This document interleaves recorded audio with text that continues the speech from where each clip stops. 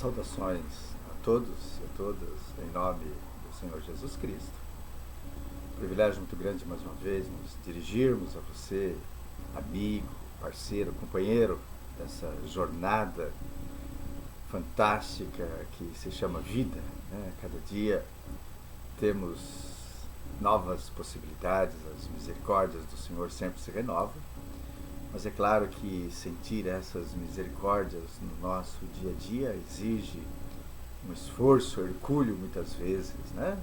Porque diante das dificuldades, diante dos medos que nos afrontam, nós também lamentamos. Quem de nós, né, na sua vida, já não expressou algum lamento, né, por algum fato que aparentemente, diante da nossa visão, estavam fora do controle de Deus, né? Que Deus não estava olhando naquele momento para os nossos problemas, as nossas dificuldades. Ontem estava meditando sobre um salmo e me deparei com o Salmo 88, salmo escrito por uma pessoa, provavelmente músico, mas com uma grande capacidade, né?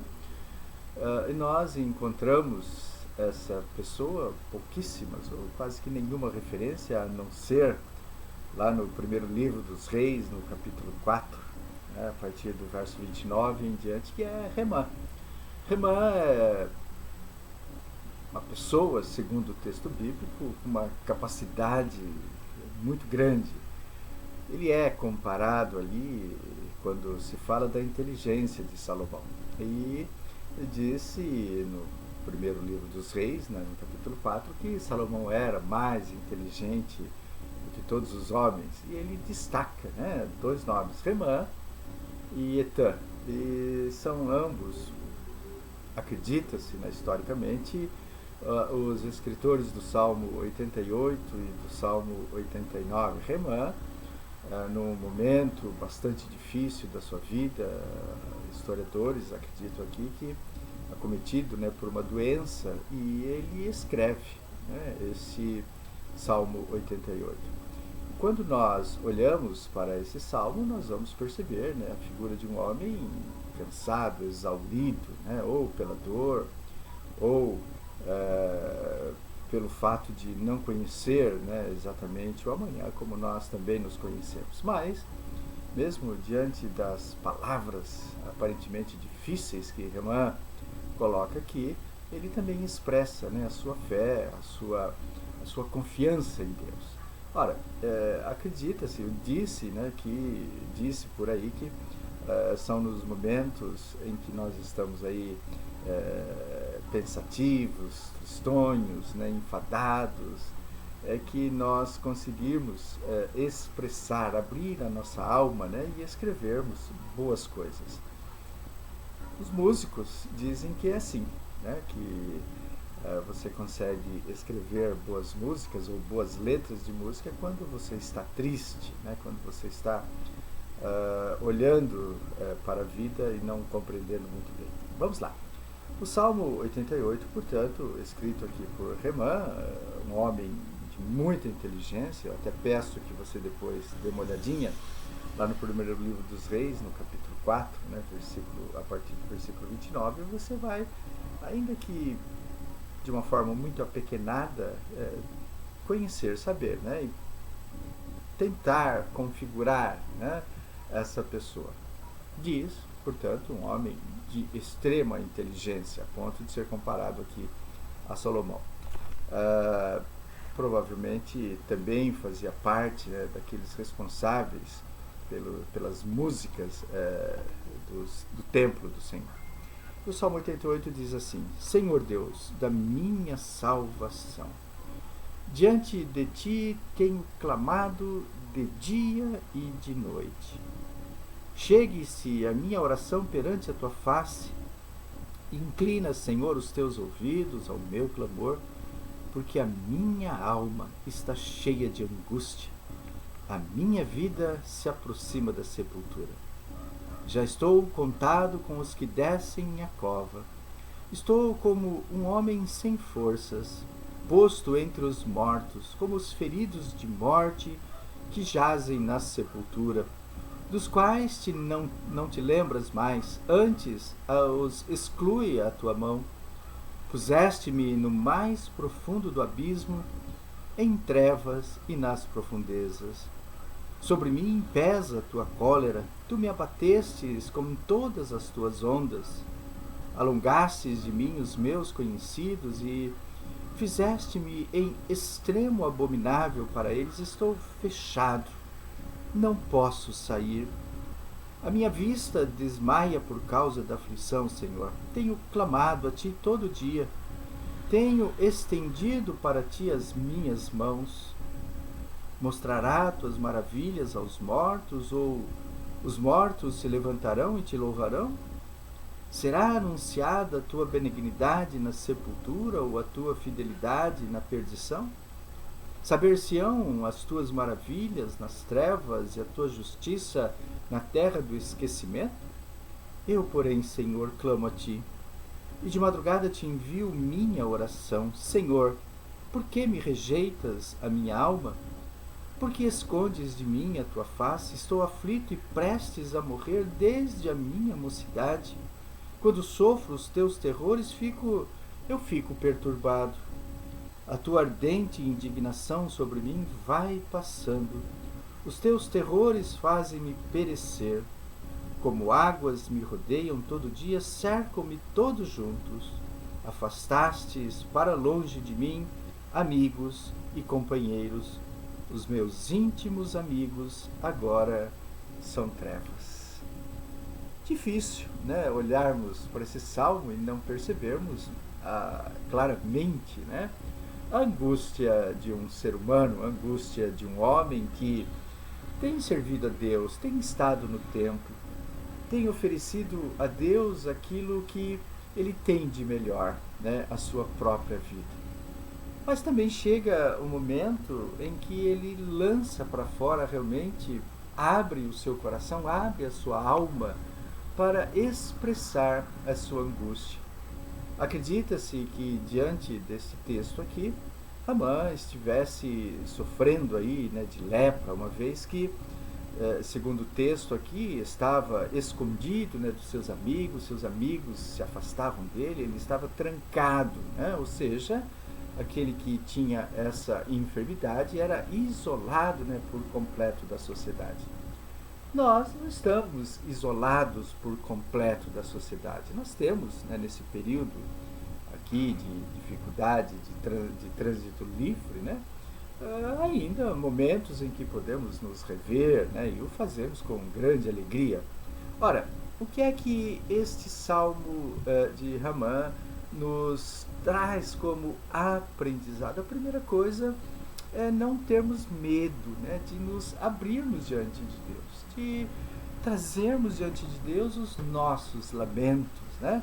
Então a primeira coisa que ele faz e que é perceptível aqui é lamentar. A minha alma está farta de males, né? A minha vida já está beirando a morte, né? Ramã aqui percebe que os seus dias estavam se finalizando. Ora, e diante disso ele lamenta, porque ele tem vontade, ele deseja viver, né? Dizem, pastora Adriana, que trabalha aí na área de capelania e tem experimentado esses dias tempos difíceis, né, no contato com as famílias, pode dizer, comprovar isso, né? Quando nós temos a nossa força de vontade, né, nós temos vontade de viver, a enfermidade ela pode ser superada, pode ser vencida com mais facilidade. Ramã aqui, ele lamenta. Por que ele lamenta? Porque ele quer viver, ele tem vontade de viver, né? Quantas pessoas nos dias de hoje lamentam apenas e esperam, né, a chegada da morte sem expectativa, sem esperança? Ramã não. Ramã aqui, apesar do seu lamento, ele expressa aqui, né, o seu sentimento de desejo de vida. Ele estava exausto, sim, ele reconhece, né, ando aflito e prestes a expirar desde moço sob o peso, né, estou desorientado, né? Ora, quem está desorientado, quem não sabe o que fazer, faz qualquer coisa. Vai para qualquer lugar, toma qualquer atitude. Ramã aqui não, gente. Né?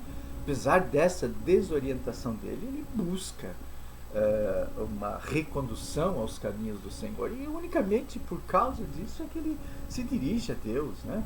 Feliz o homem que no seu momento, né, de sofrimento, no seu momento de angústia, né, no seu momento de desorientação, sabe que existe um norte, né, que existe uma bússola, que existe algo em quem ele possa realmente colocar-se e receber e esperar com toda segurança, né, a reorientação de Deus. Unicamente por causa disso ele volta-se para Deus. Né? Então mostrando claramente que ele sabia o caminho, ele conhecia exatamente o que deveria fazer.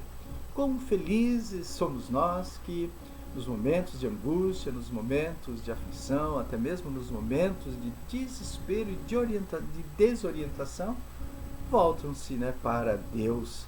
Sentia-se desamparado, sentia-se à deriva, né? Sabia que aquele momento era o momento em que ele deveria abandonar, né, os remos da sua vida. Ele sabia que nada mais estava sobre o seu controle, né, ou debaixo, ou sob o seu controle, ou debaixo, né, do seu cuidado. Mas estava debaixo do cuidado de alguém em que ele confiava. Né?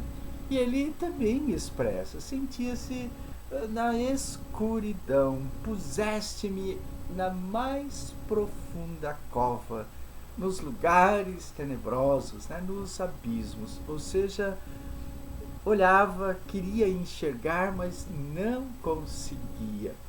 E ele reconhece, né, que era um momento bastante complicado, bastante complexo. Quem de nós, né, em alguns momentos, não tem olhado, né, para a existência e não tem percebido uma luz, né, no final do túnel? Mas eu quero que você saiba, né, que essa luz é uma realidade. Né? Eu sou o caminho, eu sou a luz, eu sou a verdade, eu sou o pão que desceu do céu, eu sou aquele que jamais te abandonará. Né? Ora, existe essa luz. Né? Portanto, nos momentos em que a escuridão se abate, né, sobre a nossa vida, certamente o Senhor não nos deixará. Né? Ora, Ramã, então, é a expressão também, né, dos homens que experimentam este tempo difícil. Um homem que até mesmo confessa, né, que era rejeitado, que era desprezado, né, pelos seus amigos, né, que havia sido abandonado. Óbvio, é natural isso, né, gente? Nós não devemos entender que isso não seja, né, uma irrealidade, que nós também não podemos colocar, né, sobre os ombros ou sobre o colo dos nossos amigos ou dos nossos queridos toda a responsabilidade do nosso bem-estar. Ramã sabia, né, que, óbvio, e como nós também temos que ter consciência disso. Nos momentos de dificuldade, gente, as pessoas vão se afastar de você. Ah, pastor, mas são nesses momentos que nós sentimos, né, quem é nosso verdadeiro irmão. Mas entenda, né, isso é natural do instinto humano, né, da alma do ser humano. Nós gostamos de nos aproximarmos, né, daqueles que, a princípio, aparentemente, não demonstram dificuldades. E como é angustioso, né, e todos nós que já passamos pela experiência da morte, da passagem de alguém por doenças complicadas e difíceis, né? Já passei por isso, a gente sabe, são pouquíssimas as pessoas com as quais nós vamos contar, são pouquíssimas as pessoas com as quais nós, de fato, podemos olhar e saber que ela estará ao nosso lado. Não se atemorize, não. Isso é natural, mas entenda que nesses momentos também uma pessoa jamais, eu muitas vezes senti isso bem de perto, né? Jamais vai te abandonar. é o Senhor Deus. Ele vai te acompanhar, né? Por isso, né, apesar de Ramã aqui expressar a sua, vamos dizer assim, seu desamor, a sua angústia, né, pela falta de amigos, pela solidão que ele vivia, Deus não o havia abandonado. A ponto de ele poder expressar isso, né, neste salmo, né, dizendo que eh, ele sabia, ele se sentia assim, tudo isso de uma forma negativa, mas se dirigiu a Deus, né? Ora, quando nós nos dirigimos a Deus, quando nós nos voltamos a Deus, quando o nosso olhar, né, não está preso apenas nos seres humanos, né, nas pessoas que nos rodeavam e que muitas vezes, né, nos abandonaram, o nosso olhar vai ter que se voltar para Deus, gente. Isso é uma lição fantástica. Esse é o momento, né, em que verdadeiramente compreendemos, né, o que é a vida e quem é o autor da vida. O autor da vida não são os nossos amigos. O autor da vida, o autor da esperança, não são aqueles que muitas vezes nos cercaram, mas o autor da vida, o autor realmente da nossa esperança é Deus. E é nele que nós devemos, né, fixar os nossos olhos. É nele que nós devemos colocar toda a nossa expectativa. Mas, né, ele expressa nesse salmo fantástico também, né, de grande aprendizado, que ele tinha uma fé. Ele tinha uma fé persistente, né? E ele vai dizer, né, nos versículos 1, nos versículos 9 e aqui também no versículo 13, o seguinte: ó Senhor Deus da minha salvação, dia e noite clamo, né, diante de ti. Ora, é a expressão de alguém que tem uma fé fundamentada, né? Tem uma convicção.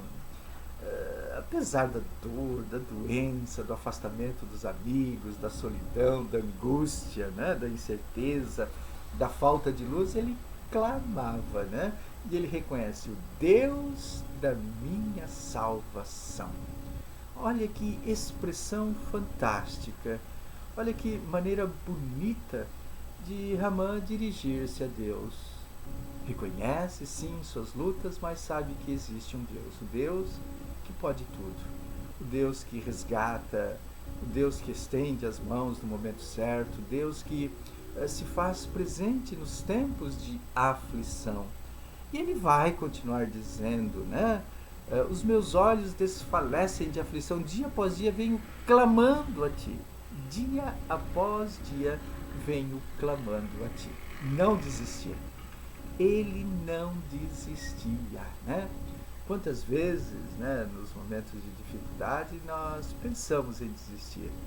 Será que vale a pena seguir a Deus? Será que esse Deus realmente é uma realidade? E quando esses pensamentos vêm diante de nós, existe uma tendência muito grande de pararmos, né, e voltarmos aos velhos caminhos, né, aos caminhos antigos, não das veredas dos caminhos positivos, mas dos caminhos que muitas vezes nos atrapalhavam, que nos conduziam para lugares terríveis, né?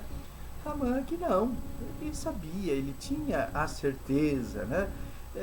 Clamar diante de Deus, falar diante de Deus, conversar com Deus de dia, de noite, até realmente compreender, né, a sua dificuldade, né? Mas eu, Senhor, clamo a ti por socorro, né, aqui no 13. E entremanhã já antecipa diante de mim, quer dizer, está orando sempre, está voltado para Deus sempre, está realmente clamando, né, nas suas dores, nos seus lamentos, diante de Deus. Ora, nós sabemos que nesses momentos Deus jamais, né, vai nos abandonar. E sentimos aqui nessa honestidade, né, de Ramã, né? Essa honestidade de Ramã faz com que a sua alma, de fato, né, estivesse sempre sendo aquecida. Diante das crises, diante das dificuldades, né, o povo de Deus tem experimentado, tem sentido, né, que existem duas possibilidades. A primeira delas é abandonar, né, os caminhos de Deus, deixar as coisas do Senhor. O que é que vai acontecer? Absolutamente nada. A sua alma, né, lentamente vai perdendo a força, né? Vai perdendo a esperança, vai se enfraquecendo, né? E vai perdendo aquela quentura gostosa, né? É, ao contrário, né? A segunda possibilidade é voltarmos para Deus. E quando nós nos voltamos para Deus, apesar de toda a dificuldade, a nossa alma se aquece, né? Vem o acalanto do Espírito sobre a nossa vida e nós temos forças para enfrentar todas as crises, né? Todas as dificuldades. E para finalizar aqui, né, no versículo 11 e 12, tem uma expressão que a princípio, né, pode ser difícil de entendermos, mas olhemos aqui, né? Versículo 11 e 12 do Salmo 88. Será anunciada a tua benignidade na sepultura ou a tua fidelidade na perdição? Saber-se-ão as tuas maravilhas nas trevas e a tua justiça na terra do esquecimento? Ou seja, Ramã estava dizendo para Deus: Senhor, se eu morrer, né, as pessoas vão deixar, né, de realmente me ouvir, né? Eu não vou mais anunciar, né, a tua misericórdia através da música, através do louvor. Eu não vou mais poder falar, né, das tuas coisas.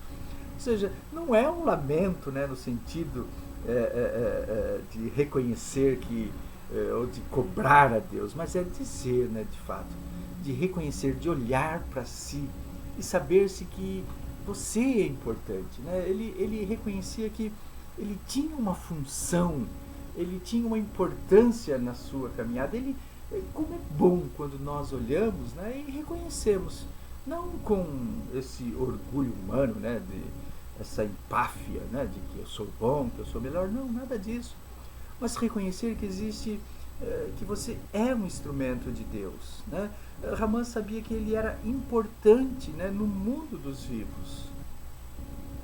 E vem uma pergunta então: você é importante no mundo dos vivos?